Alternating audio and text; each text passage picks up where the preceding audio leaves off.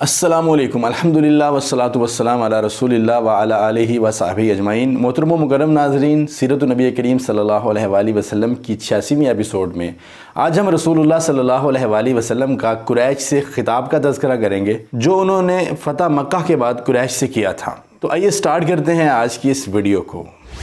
محترم و مکرم ناظرین، حضور اکرم صلی اللہ علیہ وآلہ وسلم ابھی بیت اللہ کے اندر ہی تھے کہ مسجد حرام میں لوگ جمع ہونا شروع ہو گئے اور مسجد کھچا کھچ بھر گئی۔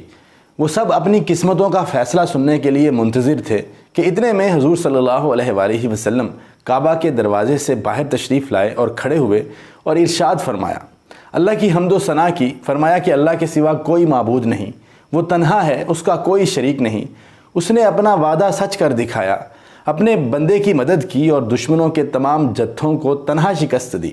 سنو اور آگاہ ہو جاؤ، سوائے کلید برداری کعبہ اور حجاج کو پانی پلانے کے، ہر موروثی استحقاق، ہر دعوی خون و مال میرے ان دونوں قدموں کے تلے ہیں۔ اے قریش کے لوگوں، آج اللہ تعالیٰ نے تمہارے جاہلانہ گھمنڈ، غرور اور نسب کے تفاخر کو خاک میں ملا دیا ہے۔ سارے انسان آدم کی اولاد ہیں اور آدم مٹی سے بنے ہوئے تھے۔ پھر سورہ حجرات کی چند آیات تلاوت فرمائیں۔ فرمایا کہ اے انسانوں، ہم نے تمہیں ایک مرد اور ایک عورت سے پیدا کیا اور تمہیں قوموں اور قبائل میں بانٹ دیا تاکہ تم ایک دوسرے کو پہچان سکو۔ تم میں اللہ کے نزدیک سب سے زیادہ وہی محبوب ہے جو سب سے زیادہ متقی اور پرہیزگار ہو۔ بے شک اللہ جاننے والا اور خبر رکھنے والا ہے۔ اس کے بعد حضور اکرم صلی اللہ علیہ وآلہ وسلم نے مسجد حرام میں جمع ہونے والے افراد سے پوچھا کہ اے گروہ قریش، تمہیں کچھ معلوم ہے کہ میں تمہارے ساتھ کیا سلوک کرنے والا ہوں؟ سب نے جواب دیا کہ آپ شریف النفس بھائی اور شریف النفس بھائی کے فرزند ہیں، آپ صلی اللہ علیہ وآلہ وسلم سے خیر ہی کی توقع ہے۔ حاضرین میں ظالم، سفاک و قاتل بھی تھے اور حضور صلی اللہ علیہ وآلہ وسلم کو طرح طرح کی تکالیف دینے والے بھی تھے، جو راستے میں کانٹے بچھایا کرتے تھے، بیت اللہ میں عبادت سے روکنے والے، بے بس مسلمانوں پر ظلم ڈھانے والے، شیب ابو طالب میں دانہ پانی بند کرنے والے، دوسروں کو لڑائی پر اکسا کر مدینہ پر حملہ کرنے والے، غرض کہ ہر طرح کے بدخواہ اور ظالم موجود تھے، جو آج بحیثیت مجرم سر جھکائے حضور صلی اللہ علیہ وآلہ وسلم کے سامنے کھڑے تھے، اور آج انہیں توقع تھی کہ ان کے مظالم کا جواب ان کے قتل ہی سے دیا جائے گا، لیکن ہمت کر کے انہوں نے جواب دیا کہ آپ صلی اللہ علیہ وآلہ وسلم سے خیر ہی کی توقع ہے۔ یہ جواب سن کر رحمت للعالمین صلی اللہ علیہ وآلہ وسلم نے فرمایا کہ آج تم سب کے سب آزاد ہو، تم سے کوئی باز پرس نہیں، اللہ تعالیٰ بھی تم کو معاف فرمائے، وہ سب سے بڑھ کر رحم فرمانے والا ہے۔ آئندہ کے لیے نہ کوئی قول و قرار، نہ حال کے لیے کوئی شرط، نہ ماضی کا کوئی مواخذہ۔ اس عفو عام سے 16 بدقسمت مستثنیٰ تھے جن کے جرائم حضور صلی اللہ علیہ وآلہ وسلم کی نظر میں ناقابل معافی تھے۔ ان کی دین اسلام کے خلاف مسلسل مجرمانہ سرگرمیوں کے پیش نظر انہیں قابل گردن زنی قرار دیا گیا تھا۔ انہیں عفو عام سے مستثنیٰ قرار دے کر ان کا خون مباح کر دیا گیا تھا۔ ارشاد نبوی ہوا کہ انہیں جہاں کہیں ملے موت کے گھاٹ اتار دیا جائے، چاہے وہ غلاف کعبہ ہی سے لپٹے ہوئے کیوں نہ ہوں۔ مختلف صحابہ رضوان اللہ علیہم اجمعین کی سفارش پر ان میں سے کچھ مردوں اور 3 عورتوں کی جان بخشی ہو گئی تھی اور کچھ کو قتل کیا گیا تھا۔ عزیز دوستو، فتح کے روز تمام مسلمان حضور صلی اللہ علیہ وآلہ وسلم کے ساتھ عشاء سے فجر تک خانہ کعبہ میں تکبیر و تسبیح اور طواف کعبہ میں مصروف رہے۔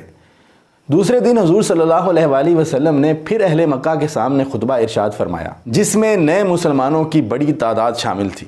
حضور صلی اللہ علیہ وآلہ وسلم کی خدمت میں یہ اطلاع پہنچائی گئی کہ بنو خزاعہ نے انتقامی کارروائی کے طور پر بنی لیس کے ایک آدمی کو قتل کر دیا ہے۔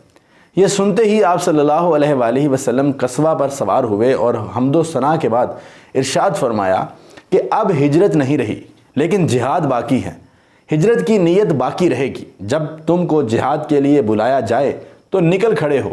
بے شک اللہ تعالیٰ نے اس شہر کو اس دن سے حرمت دی ہے جس دن آسمانوں اور زمین کو پیدا کیا، اور وہ قیامت تک کے لیے حرم ہے۔ بے شک اللہ نے مکہ سے ہاتھی والوں کو روک دیا تھا، لیکن اللہ نے اپنے رسول اور مسلمانوں کو اہل مکہ پر تسلط دے دیا۔ خبردار ہو جاؤ، نہ مجھ سے پہلے کبھی کسی کے لیے یہاں خون ریزی حلال ہوئی اور نہ میرے بعد کسی کے لیے حلال ہوگی۔ خبردار ہو جاؤ، میرے لیے بھی کچھ دیر کے لیے حلال ہوئی تھی، اب وہ بدستور قیامت تک کے لیے حرام ہے۔ نہ یہاں کا کانٹا توڑا جائے، نہ درخت کاٹا جائے، نہ شکار بھگایا جائے، نہ یہاں کی گری پڑی چیز اٹھائی جائے۔ البتہ اس کا اعلان کرنے والا اٹھا سکتا ہے۔ اس شخص کا کوئی عزیز قتل ہو جائے، اسے دو باتوں میں سے ایک کا اختیار ہے، خواہ وہ بدلہ لے لے یا خون بہا لے لے۔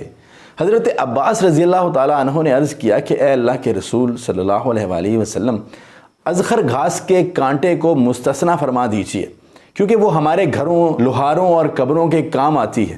یہ سن کر حضور صلی اللہ علیہ وسلم خاموش ہو گئے۔ کچھ دیر خاموش رہنے کے بعد آپ صلی اللہ علیہ وآلہ وسلم کی زبان سے نکلا، مگر اذخر، مگر اذخر۔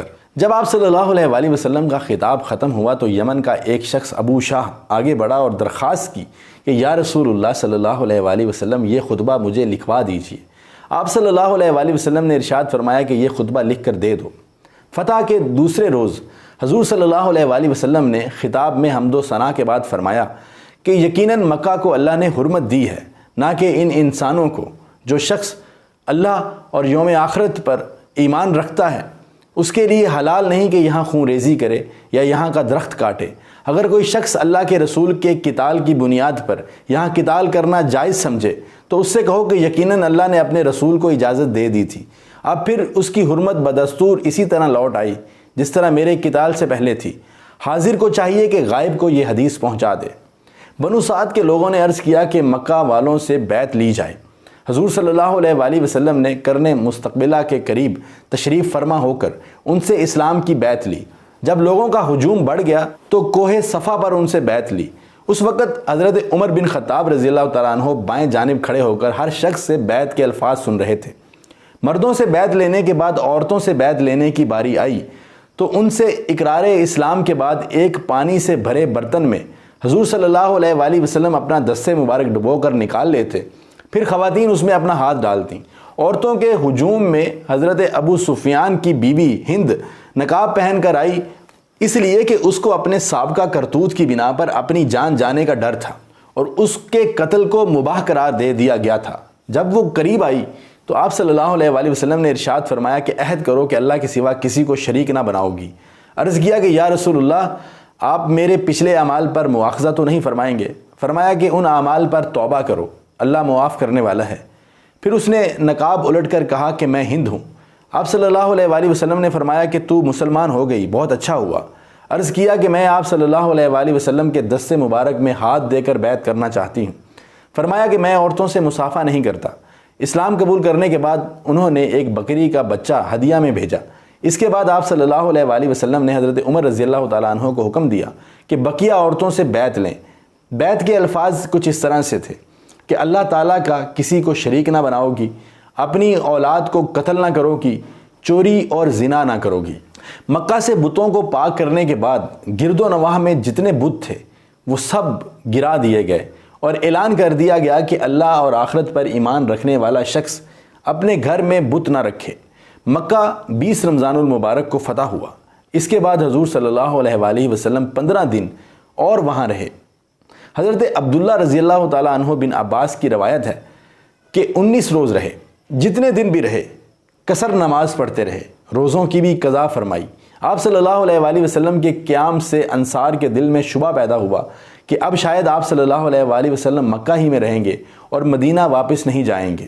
محترم و مکرم ناظرین، سیرت النبی کریم صلی اللہ علیہ وآلہ وسلم کے سلسلے کو آگے بڑھاتے ہوئے اگلی ایپیسوڈ میں ہم غزوہ حنین کا تذکرہ کریں گے۔ ہمارے ساتھ جڑے رہنے کے لیے چینل کو سبسکرائب کر لیجئے، ساتھ میں موجود بیل آئیکن کا بٹن بھی دبا دیجئے اور ویڈیو کو لائک کر کے ہماری حوصلہ افزائی کرنا مت بھولیے گا۔ اپنا بہت سارا خیال رکھیے گا۔ اللہ نگہبان۔